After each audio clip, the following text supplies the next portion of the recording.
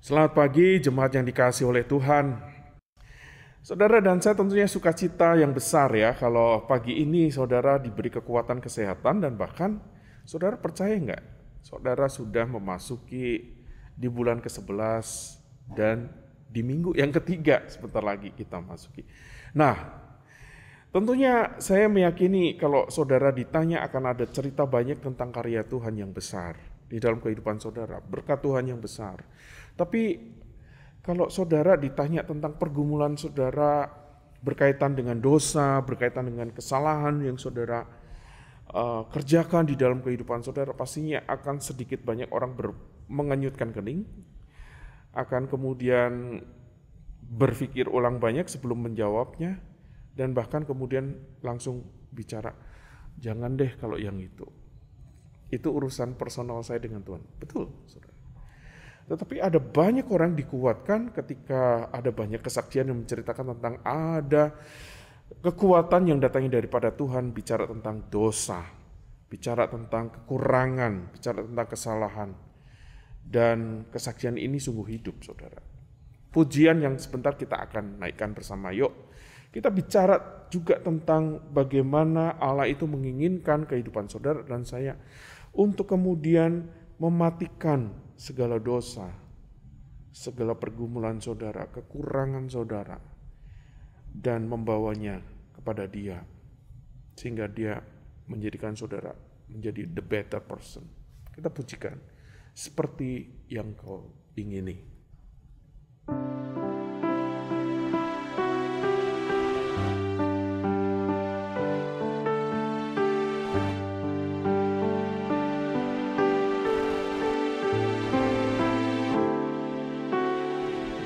Bukan dengan barang fana Kau membayar dosaku, dengan darah yang mahal, tiada noda dan celah. Bukan dengan emas perak Kau menebus diriku, oleh segenap kasih dan pengorbananmu, ku telah mati dan tinggalkan cara hidupku yang lama. Semuanya sia-sia dan tak berarti lagi. Hidup ini ku letakkan pada mezbah-Mu ya Tuhan. Jadilah padaku seperti yang Kau ingini. Saudara katakan, hidup ini diletakkan. Hidup ini ku letakkan pada mezbah-Mu ya Tuhan. Jadilah padaku seperti yang Kau ingini. Jadilah padaku seperti yang Kau ingini.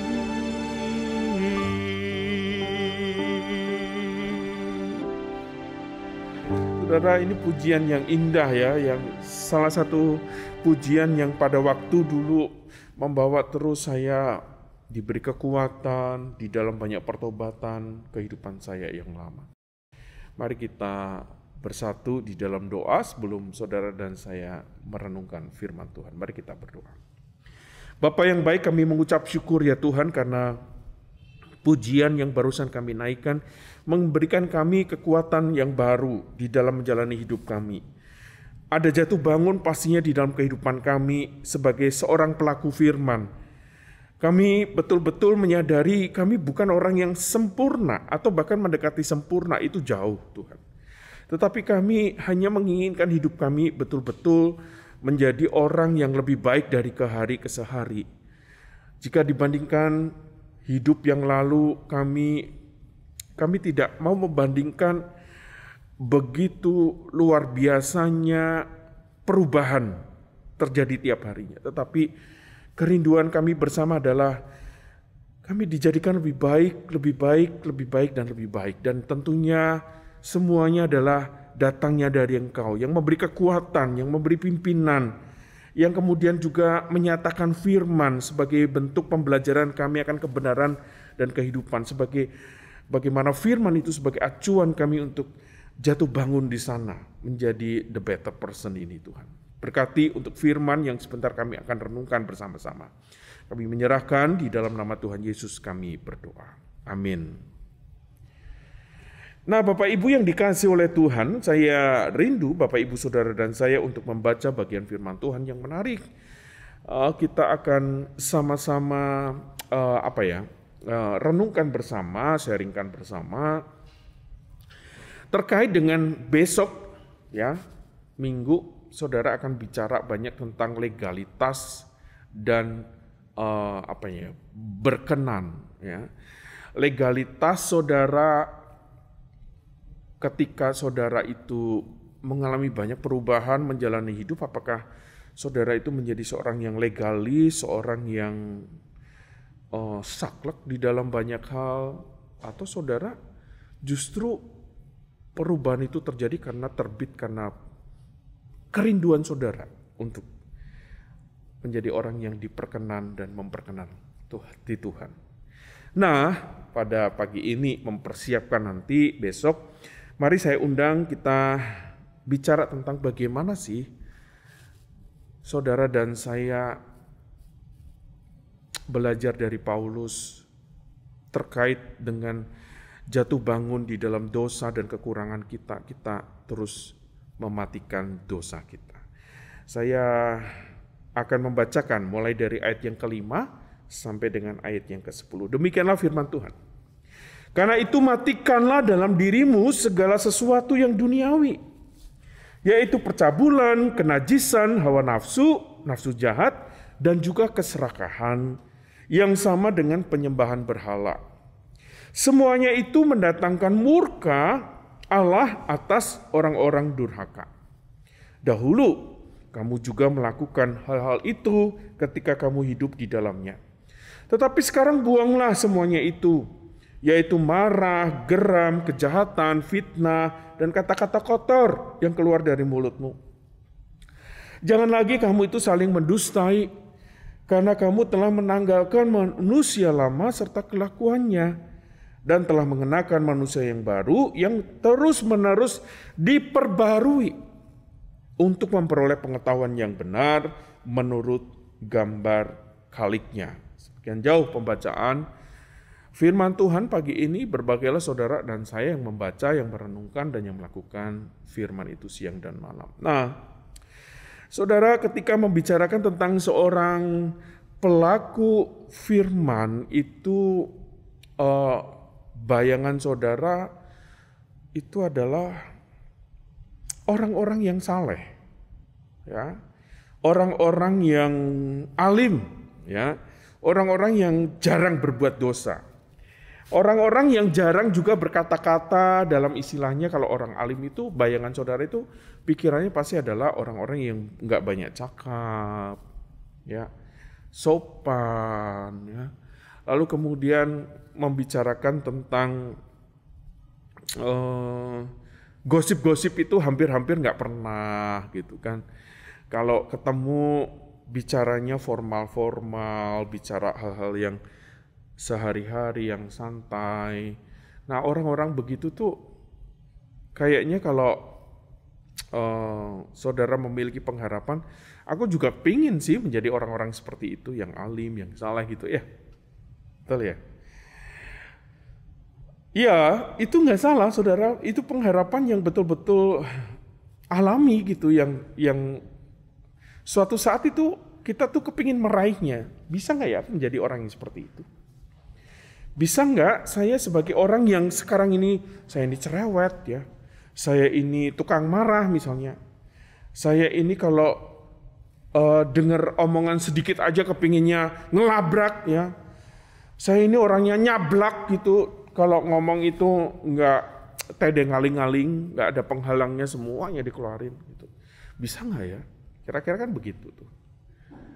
Nah, Bapak Ibu yang dikasih oleh Tuhan, ada bagian-bagian yang menarik yang kita akan pelajari bersama dari Paulus ini, saudara.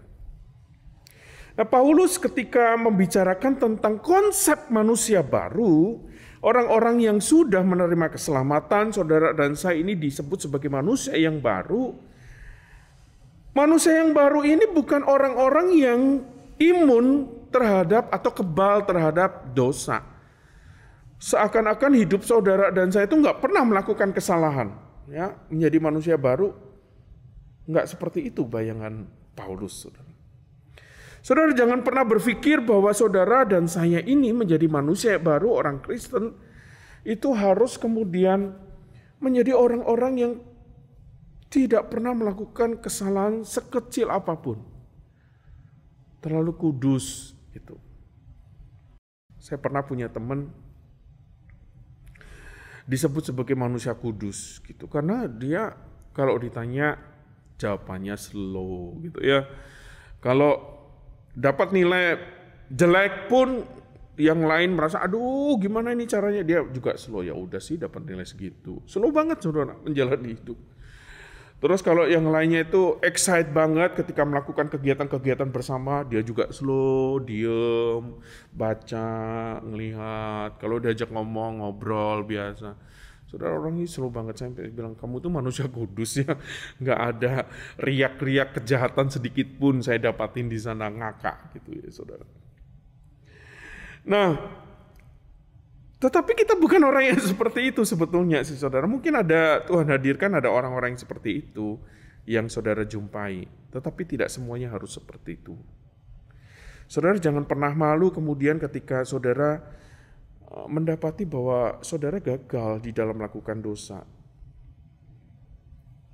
Karena sesungguhnya Paulus itu mau ngomong secara implisit atau secara tidak langsung, saudara, ketika dia menuliskan bagian ini, karena itu matikanlah dalam dirimu. Itu tuh sedang menyatakan kepada saudara dan saya, hidup menjadi manusia baru tuh nggak gampang. Menjadi pelaku firman itu nggak gampang. Minggu yang lalu kalau saudara mengingat, Pendeta Jenik itu ngomong dengan jelas ya, bicara tentang kalau kita mengikuti contohnya menjadi pelaku firman ya, kalau menjadikan firman itu sebagai azas satu-satunya, pedoman hidup satu-satunya, itu tuh membicarakan tentang kita milih ibadah aja atau mengikuti ibadah. Ibadah itu panggilan setiap orang percaya. Nah, ketika ngomong tentang meresponi panggilan ibadah itu, kita itu masih melekatkan preference kita gitu. Nah, padahal sebetulnya preference itu tidak salah, saudara. Ya, preference itu ada yang baik. Contoh, kalau saudara rindu kepingin datang beribadah ke gereja yang sehat, gereja yang baik, gereja yang pengajarannya sehat gitu. Kan ada membutuhkan preference. Gereja di kota ini gereja yang oke apa sih? Nah, itu sudah masuk preference, saudara. Saudara mengajukan pertanyaan, lalu kemudian saudara diberikan preference. Dan saudara kemudian dikuatkan di sana. Nah, itu sebetulnya semua preference itu tidak semuanya buruk. Tetapi, saudara, preference itu harus ditundukkan kepada anugerah Tuhan. Gitu. Nah, banyak cakap di antara kita, preference kita itu lebih menguasai dibandingkan anugerah Tuhan. Ya, di sana disinggung kalau milih ibadah, carinya yang ibadah yang menyenangkan telinga kita mungkin, hati kita mungkin, kesesuaian musik dengan kita mungkin. Ya kan? Ada banyak orang terutama mengambil keputusan ketika beribadah juga, oh aku ibadah di sana musiknya oke, sound systemnya oke. Nggak masalah saudara, karena itu memang baik sih. Kan kita ketika beribadah nggak asal-asalan. Kalau kita diberi kemampuan untuk membeli alat musik yang bagus, sound system yang bagus, why not? Karena itu semua untuk Tuhan, betul kan? Ibadah itu kan semuanya untuk Tuhan. Tapi pertanyaannya, kalau saudara mengikuti ibadah dengan memilih, dan memilah, saudara nggak akan pernah puas. Preference saudara itu akan terus meningkat.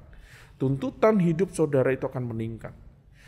Karena itu nggak dimaui oleh Tuhan. Nah, kembali ke hal-hal yang kita sedang membicarakan. Kalau di dalam konsep beribadah saja kita itu banyak kekurangan, saudara ya. Itu hal yang sederhana loh, tidak sedang membicarakan hidup dan mati, saudara. Apalagi membicarakan tentang hidup dan mati, bicara tentang urusan perut, bicara tentang duit, bicara tentang materi, bicara tentang kekuasaan, bicara juga tentang nama baik, saudara. Nggak gampang kan? Artinya ada tuntutan-tuntutan yang mungkin saja value dunia itu masih ada dan tinggal di dalam pandangan hidup saudara ketika diperhadapkan, saya ini sudah manusia baru. Jadi artinya kalau menjadi manusia baru, pikiran saya tundukkan kepada Kristus, hati saya tundukkan kepada Kristus. Perilaku hidup saya itu filternya itu adalah Alkitab. Tapi kan tidak semuanya kehidupan kita itu berjalan dengan seperti yang kita mau, yang Tuhan kehendaki ideal itu, saudara. Kita harus juga menyadari, saudara dan saya berjuang atas hidup. Makanya Paulus ngomong tentang matikanlah segala sesuatu yang duniawi, artinya yang duniawi itu di manusia baru itu masih ada.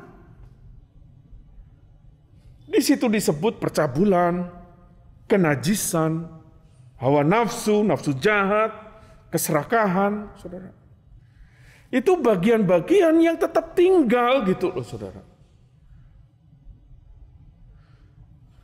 Pak, kalau bagian-bagian itu tetap tinggal, berarti kita ketika mengenakan manusia baru, manusia lama kita itu sebetulnya kita buang begitu? Atau manusia baru itu kemudian membungkus manusia lama kita. Jadi pakaian kita ibaratnya adalah pakaian lama, tetap kita pakai. Kita kenakan juga pakaian yang baru, jadi double rangkap. Apa begitu? Nah, pemikiran-pemikiran ini sederhananya itu dinyatakan oleh Paulus. Di sini dikatakan, karena itu matikanlah dalam dirimu. Jadi barang-barang saudara yang busuk-busuk itu, ya, perasaan-perasaan, dosa-dosa yang busuk itu, saudara, disuruh mematikan. Kata mematikan itu berarti lebih jelasnya di situ dikatakan di ayat yang ke-8, buang. Saudara nggak bisa mengenakan manusia baru selama pakaian yang lama saudara itu tetap saudara kenakan.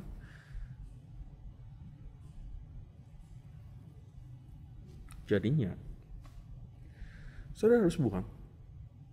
Saudara harus rela untuk membuang semua yang disebut marah, geram, kejahatan, fitnah, kata-kata kotor, dusta, dan segala yang berbau busuk tadi. Sebetulnya gampang nggak sih Pak Antoni membuang, mematikan gitu? Emang nggak gampang. Saya bicara seperti itu memang nggak gampang. Saya pun masih juga punya kemarahan, saudara. Gerem masih punya, saudara. Kata-kata kotor masih punya, saudara. Dusta masih punya, saudara. Saya ngakui. Tetapi ketika membicarakan, apakah saya bangga membicarakan kepada saudara bahwa saya masih punya kehidupan seperti ini? Ya. Tetapi kata membuang itu, saudara, bukan berarti saudara itu kayak segampang saudara itu membuka pakaian saudara, lalu meletakkannya dan membuangnya. Nah, usaha untuk membuka saja, saudara, itu penuh dengan pergumulan, rasa sayang, saudara. Betul nggak? Setuju nggak, saudara? Kalau pakaian saya ini menurut pemandangan saya bagus, lalu dikasih pakaian baru sama Tuhan, ya kan? Ini lo bagus, Antoni. Apakah saya dengan rela bilang, iya ya, bagus ya? Apakah saya bisa memiliki pemikirannya Tuhan? Enggak gampang. Perjuangan untuk memiliki, menaklukkan pikiran kita, hati kita, seperti hatinya Kristus, pikirannya Kristus, itu juga enggak gampang. Jadi mungkin secara gampangnya saudara melihat itu tadi, perumpamaan-perumpamaan tadi, meskipun perumpamaan yang saya sebutkan dengan berkaitan dengan pakaian itu bukan perumpamaan yang sangat sempurna, tetapi itu juga dinyatakan di dalam Alkitab. Jadi saya mencoba untuk saudara dan saya dibawa kepada satu imajinasi seperti itu. Nah, ketika kemudian saudara bilang, pakaian yang Tuhan kasih enggak sesuai dengan seleraku, itu pergumulan pikiran kita untuk menundukkannya kepada pikiran Kristus. Ketika kemudian, oke Tuhan, saya ambil pakaian itu bagus.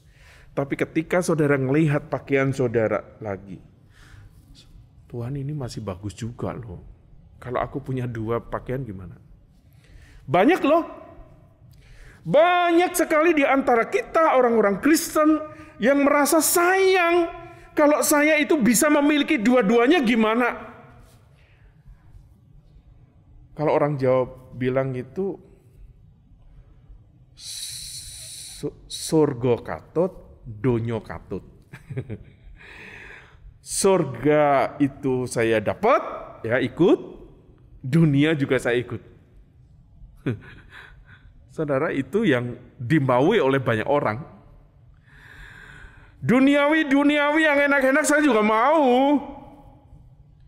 Tapi yang surgawi saya juga mau, karena itu nyangkut besok.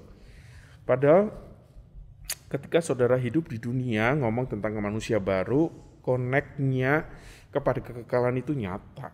Apa yang saudara lakukan itu berdampak di dalam kekekalan saudara. Jadi ketika membicarakan tentang mati karena dosa, yang pertama nggak gampang, betul. Tapi yang kedua, saudara harus mengingat, kata-kata nggak gampang seperti itu, jangan terus kemudian saudara bersembunyi di sana. Oh, aku masih manusia. Aku masih bukan malaikat. Enak ya ngomong kayak gitu. Itu persetujuan. Itu perlindungan yang kekal ya, dalam tanda kutip, dalam kehidupan saudara dan saya. Tapi di sini dikatakan begini, ayat yang ke-10 saudara menarik. Dan telah mengenakan manusia baru yang terus-menerus diperbarui. Kata terus-menerus diperbarui. Saudara dan saya, ketika membicarakan tentang karya Kristus, karya Roh Kudus, itu bicara tentang dia punya kesaktian, dalam tanda kutip kata kesaktian ini saya tonjolkan, atau kuasa, atau dunamis dunatos. Itu bersifat kekal. Kalau saya punya kuasa, kuasa saya nggak kekal. Perkataan saya nggak kekal. Bisa saja perkataan saya, kelakuan saya seperti kacang kedelai, sekarang delai, besok tempe, gitu kan? Itu kan orang bilang ngomong gitu. Jadi bisa saja saya menjadi orang yang berubah-ubah. Tetapi membicarakan Tuhan dan karya Tuhan itu bicara tentang kekekalan. Saudara, ketika saudara itu lahir baru, roh tinggal di sana, maka roh itu memberikan saudara dan saya kekuatan yang tak pernah habis untuk bangkit, untuk terus serupa dengan Kristus. Nah, kata-kata ini saudara, yang ibaratnya kalau saudara naik mobil, bensinnya itu nggak pernah habis. Paham sampai di sini? Saya mengajak saudara untuk memahami kata ini. Jadi ketika saudara dan saya menundukkan pikiran Kristus, punya hati seperti Kristus, maka bukan saudara yang mampu, tetapi ada Tuhan yang menyertai, ada roh yang menyertai, ada roh yang memberi kekuatan untuk terus membuat saudara terus-menerus mendapatkan kekuatan. Ketika gagal, saudara diberikan kekuatan. Ketika gagal, saudara diberikan kekuatan. Saudara, sebelum recording pada hari ini, beberapa waktu yang lalu, saya bercakap-cakap dengan seorang anak Tuhan yang menceritakan banyak tentang jatuh bangunnya di sana. Dan dia bilang nggak gampang. Saat dia sudah bangun, bangkit, datang lagi pencobaan. Datang lagi tawaran yang sama seperti yang dulu dia pernah lakukan. Saudara, tentunya akan saudara jumpai banyak kesaksian, termasuk kalau saudara mau jujur kepada diri sendiri. Tawaran-tawaran itu seperti itu terus menerus datang. Nah, gampang kan ngomong tentang mematikan dan membuang itu. Tapi kalau di dalam Kristus saudara, tidak mengandalkan diri saudara sendiri. Yuk, ini yang dimaui oleh Paulus. Jangan pernah saudara itu ngomong dan sombong rohani. Oh, saya sudah baik, saya sudah menjadi yang terbaik. Banyak tuh pendeta-pendeta besar jatuh. Banyak itu anak-anak Tuhan jatuh. Banyak itu para majelis pemimpin-pemimpin rohani jatuh. Karena ada kesombongan rohani. Tuhan katakan, matikan itu berarti saudara semakin merendahkan diri di hadapan Tuhan. Matikan itu berarti saudara betul-betul tidak melakukan lagi. Ada pertobatan di sana. Jadi yang kedua, meski tidak gampang, yang kedua itu berarti saudara harus minta terus roh Tuhan memimpin saudara, menolong saudara, dan meyakini bahwa semua yang saudara lakukan di masa yang lalu ketika saudara bangkit menjadi manusia baru itu semua juga karena ada anugerah Tuhan, ada penyertaan Tuhan di sana. Yang ketiga, yang terakhir saudara, ketika ngomong tentang mematikan dosa nggak gampang, perlu kekuatan Tuhan, perlu hikmat Tuhan, perlu penyertaan Tuhan. Yang ketiga itu adalah saudara dan saya harusnya diberikan keberanian terus-menerus untuk mengambil keputusan bersama dengan roh. Tidak lagi melakukan. Nah, yang ketiga ini menjadi sangat krusial, saudara. Saudara dan saya bukan robot. Saudara dan saya pasti punya pertimbangan banyak ketika mengambil keputusan, meskipun tidak berhari-hari mungkin. Saat itu juga ketika melakukan kejahatan kan tidak mikirin aku mau nyolong, mikirin boleh nggak ya, enggak. Kalau mau nyolong ada kesempatan kan gitu. Jadi prosesnya itu amat singkat. Tetapi ketika ada proses, ada godaan seperti itu. Kayak tadi saya memberikan kesaksian, ada seorang yang cerita, ada godaan, ada tawaran lagi untuk melakukan dosa itu. Saudara, ini kesempatan saudara yang adalah bukan robot, saya dan saudara itu bukan robot, Tuhan itu kasih free will. Mari tundukkan kebebasan saudara itu tetap di dalam Kristus, kerjasama. Jadi mematikan dosa itu bicara bukan hanya pekerjaan paling utama dari roh Tuhan. Wow, kita jadi anak bayi terus saudara. Kita disuapin, kita dilindungin, dijagain. Kalau mau jatuh langsung. Enggak, saudara. Tapi ada kesempatan ketika saudara merasa lutut saudara berdarah, jidat saudara benjot, jatuh bangun di sana, bahkan Mazmur 23 itu katakan sampai ada pengalaman yang namanya lembah kekelaman. Saudara perlu kerjasama dengan Tuhan. Tuhan itu mau bukan hanya melindungi, tetapi ada poin-poin kesempatan anak-anaknya itu datang kepadanya, minta sama Tuhan. Tuhan beri hikmat, beri kekuatan. Itu bentuk kerjasama aktif. Banyak saudara itu baca firman tapi nggak pernah kemudian saudara itu berinteraksi dengan Tuhan, tuh kosong. Jadi matikanlah dosa itu bicara tentang kehidupan saudara terus-menerus kerja sama dengan roh Tuhan di dalam kehidupan saudara untuk terus menjadi orang yang berkenan. Ayo. Saya ngomong tentang satu saja konsep berkenannya itu dengan matikan dosa. Gumulkan sama-sama, yuk. Matikan dosa. Kerjakan itu. Mari kita kerjakan sama-sama. Tuhan memberkati kita semua. Saudara, nanti akan ada pokok doa. Ada hal-hal yang nanti bisa saudara bawa di dalam doa-doa pribadi saudara. Saya tetap menawarkan kepada saudara, kerjasama saudara, untuk juga membawa itu di dalam doa pribadi saudara. Saya akan tutup ibadah kita pagi ini. Mari kita berdoa. Bapa yang baik, kami mempercayai Tuhan bahwa mematikan dosa itu gak gampang, butuh perjuangan. Tetapi kami juga diyakinkan bahwa ketika kami mengalami kesulitan, Engkau hadir bersama kami melalui Roh-Mu, pimpinanmu, penyertaan-Mu. Bahkan ketika kami mengalami kesulitan memahami kebenaran-kebenaran dan hukum-Mu, ketika kami membaca, merenungkan firman, kami diberikan pencerahan, kami diberikan hikmat untuk mengerti, memahami. Dan tentunya kami juga harus belajar untuk terus merendahkan diri di depan Tuhan. Tidak menjadi egois, tidak menjadi orang yang sombong rohani. Tapi kami patut terus meminta kekuatan itu. Pimpinan itu, hikmat itu. Karena ini kami perlu ya Tuhan.